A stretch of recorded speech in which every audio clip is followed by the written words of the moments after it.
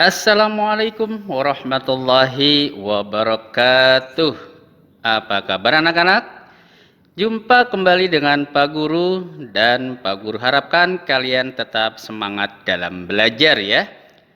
Dan sekarang pelajaran kita memasuki tema kelima, subtema 1, pembelajaran pertama. Tujuan pembelajaran kita kali ini adalah pertama, dengan mencermati teks non-fiksi yang disajikan, kalian dapat menemukan pokok pikiran dalam bacaan secara tepat. Yang kedua, dengan menyimak penjelasan dan mencermati teks bacaan, kalian diharapkan mampu membuat pertanyaan-pertanyaan sehubungan dengan bacaan secara tepat. Yang ketiga, dengan membuat bagan, kalian diharapkan mampu menggolongkan hewan berdasarkan jenis makanannya secara benar. Dan yang keempat, dengan melakukan pengamatan dan pengumpulan informasi, kalian diharapkan mampu membuat teks non-fiksi tentang penggolongan hewan berdasarkan jenis makanannya secara benar. Anak-anak, tema pembelajaran kita sekarang ini adalah tentang ekosistem. Jadi, kita akan mencari informasi dan memahami lebih rinci tentang ekosistem. Apakah yang dimaksud dengan ekosistem itu, Nak?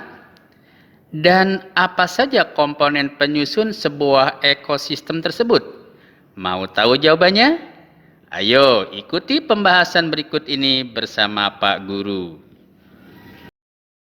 Sekarang ayo buka buku kalian halaman 3. Di sana ada penjelasan tentang ekosistem dan komponen-komponen penyusunnya. Jika kalian sudah membacanya, pasti kalian sudah tahu apa itu ekosistem dan komponen penyusunnya. Saya tahu Pak Guru, ekosistem adalah interaksi antara makhluk hidup dengan benda-benda tak hidup dalam suatu lingkungan, dan sebuah ekosistem tersusun atas individu, populasi, dan komunitas. Benar sekali, Beni. Lalu, apakah individu, populasi, dan komunitas itu, Nak? Saya tahu Pak, individu adalah makhluk hidup tunggal, misalnya seekor kambing, seekor burung, atau sebuah pohon cemara. Tempat individu tinggal disebut habitat. Sedangkan populasi adalah kumpulan individu sejenis yang menempati suatu daerah tertentu. Contohnya misalnya sebuah kolam. Terdapat populasi ikan, populasi tumbuhan teratai, dan populasi lumut. Sementara itu, komunitas adalah populasi makhluk hidup di suatu daerah tertentu.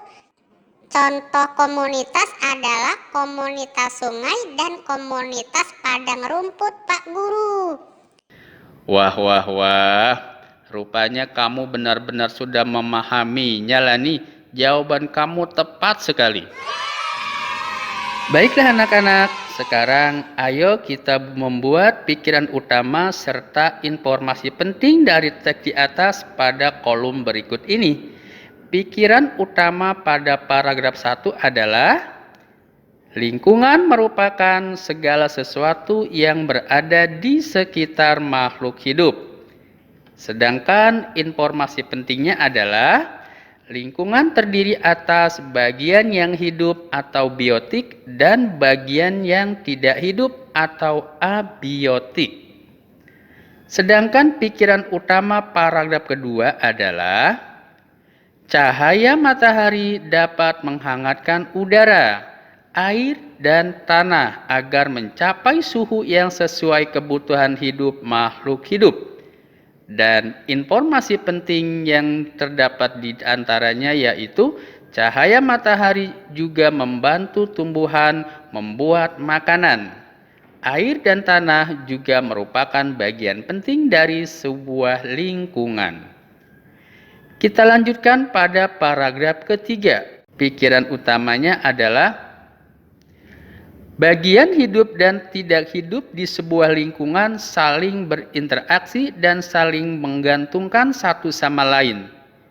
Sedangkan informasi pentingnya yaitu interaksi antara makhluk hidup dan benda-benda tak hidup di sebuah lingkungan disebut ekosistem. Ekosistem tersusun atas individu, populasi, dan komunitas.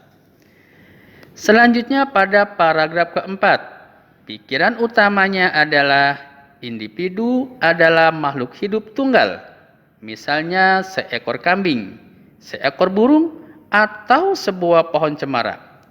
Sedangkan informasi pentingnya adalah populasi adalah kumpulan individu sejenis yang menempati suatu daerah tertentu.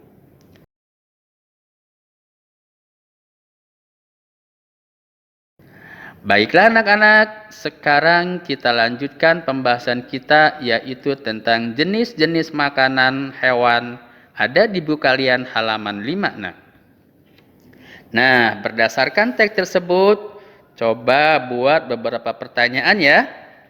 Ayo, siapa yang sudah membuatnya? Saya Pak Guru. Berdasarkan teks tersebut, pertanyaan yang saya buat adalah apa saja jenis makanan hewan? Kemudian, apa jenis makanan yang disukai oleh panda?